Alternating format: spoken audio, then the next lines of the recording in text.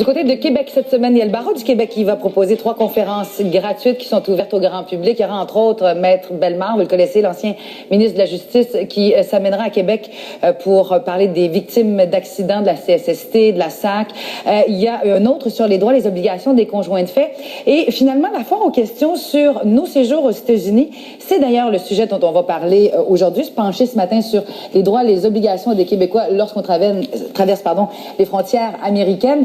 2 invités avec nous ce matin, Maître Nancy Lapierre, qui est avocate, et Maître Martial Racicot, également avocat. Madame Lapierre, vous êtes avocate en Floride depuis 15 ans. Maître Racicot, vous êtes avocate du Québec, de l'Ontario, maîtrise en fiscalité, immigration des affaires, impôt des sociétés, la planification transfrontalière. Je vais juste présenter, avant de plonger dans l'actualité avec vous, les Canadiens, les Québécois, on déménage beaucoup aux États-Unis. On fait énormément de visites aux États-Unis.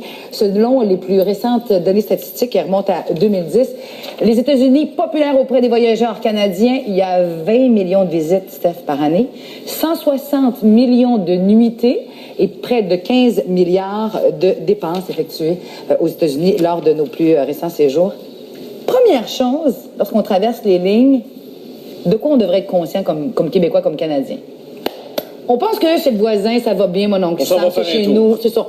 Mais c'est pas ça dans la réalité. On est-tu un peu insoucieux, dans le fond, quand on traverse les douanes? Bien, effectivement, lorsqu'on traverse les douanes, on se retrouve dans un pays différent et il y a toutes sortes de différentes lois, d'obligations auxquelles on va devoir se soumettre lorsqu'on est là. Donc, on peut se ruiner, là. C'est pas une expédition de pêche. Mais habituellement, les gens ont des assurances et le Barreau du Québec, justement, veut informer les gens là-dessus et c'est le but des conférences qui va avoir lieu à Québec. Mais Maître Racicot, avez-vous l'impression, c'est une perception que j'ai, lorsqu'on traverse les douanes américaines en voiture, on n'a pas l'impression de s'amener dans un autre pays, alors que lorsqu'on voyage en avion, la notion m'apparaît de façon plus claire, plus concrète.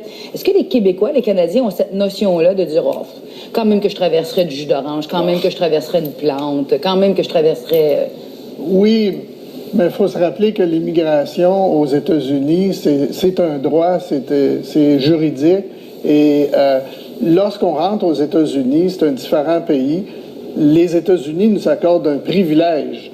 Et donc, il ne faut pas mentir, on n'a aucun droit face aux autorités d'immigration américaines. Ouais. C'est un privilège qu'ils nous font d'entrer dans leur pays. Donc, que ça soit par affaires, que ça soit personnel, il faut jamais mentir aux agents d'immigration parce que ça peut être une expulsion pendant 5 ans des États-Unis. Donc, c'est un processus juridique avant tout.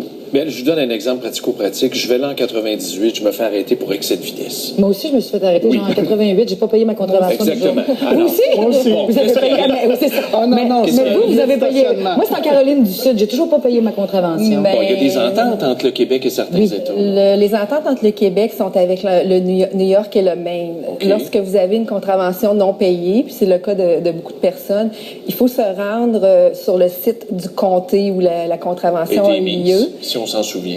Oui, c'est ça. Et d'aller faire la recherche, retrouver le document, et puis ensuite, il y a moyen de le payer pour pas avoir de problème dans le futur. Mais les points sont transférés dans notre dossier. Au Québec, c'est ça la maladie, non? Non, les points sont seulement transférés si ça a lieu à New York ou au Maine. Il n'y a pas d'entente de réciprocité. Non, mais dans ces 2 États-là. Oui, dans ces 2 cuit. États-là, oui. C'est quoi le sujet ou le pépin pour lequel les Québécois vous consultent le plus souvent lorsqu'ils sont aux États-Unis? Dans quoi on se fait coincer le plus souvent aux États-Unis? C'est vraiment large comme volet. Il y a des Québécois qui ont des conditions d'état d'ébriété. Il y a des Québécois qui ont pris une assurance voyage, puis quand ils ont appliqué pour l'assurance, ils n'ont pas bien rempli le formulaire. Alors, quand vient le temps de réclamer, il y a des problèmes. Il y a des Québécois qui sont blessés dans des accidents.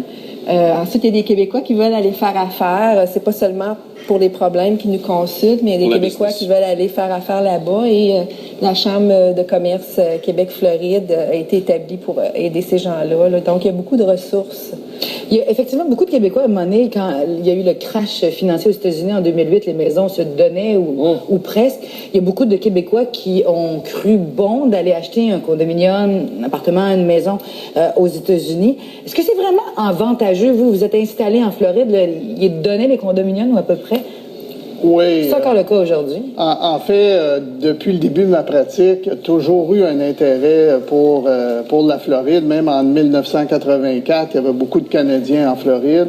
À travers les années, la Floride est devenue un attrait encore plus important, mais en 2008, avec le crash immobilier et avec le taux de change qui était favorable aux Canadiens, ça a vraiment créé autant un boom désavantage pour les Américains. Pour nous, c'était un boom économique pour des Québécois en Floride parce que toutes les planètes étaient alignées pour que ça soit favorable de faire une acquisition en Floride. D'ailleurs, la Chambre de commerce Québec-Floride, on l'a créée justement durant cette période-là où il y avait tellement de monde. C'est estimé à 200 000 Québécois comme Nancy qui ont déménagé en Floride.